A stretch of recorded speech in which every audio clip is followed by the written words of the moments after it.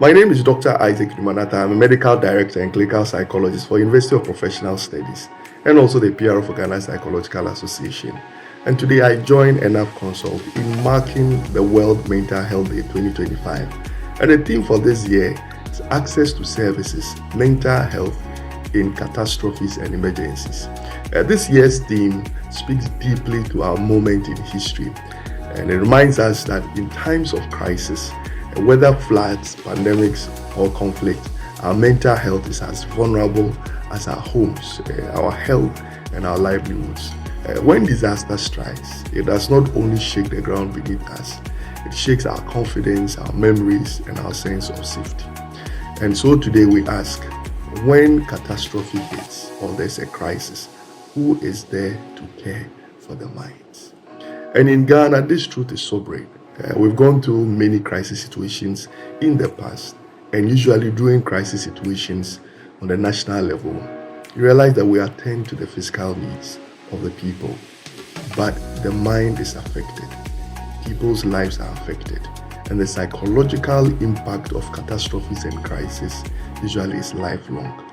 And generally, when it comes to access to mental health care, the story is sobering.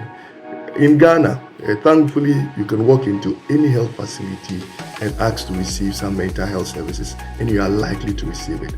But still, the treatment gap is about 98%, and budgetary allocation for mental health services may be under 1%. And so you may have a lot of people who need mental health care services who may not have it. Unfortunately, a lot of insurance facilities may not provide services when it comes to mental health care, and I think this has to change. And so on this day, we want to encourage all stakeholders to pay attention to the mental health needs of others and to institute measures to increase access to mental health care services, for the people of Ghana. Extending beyond Ghana, African nations and other nations of the world would have to increase budgetary allocations to mental health care services so that people will not suffer when they go through problems. And when there is national crisis or global crisis, efforts must also be directed towards helping deal with mental health related issues that may be as a consequence of the crisis. The physical issues may be dealt with, but the mental health issues is usually lifelong.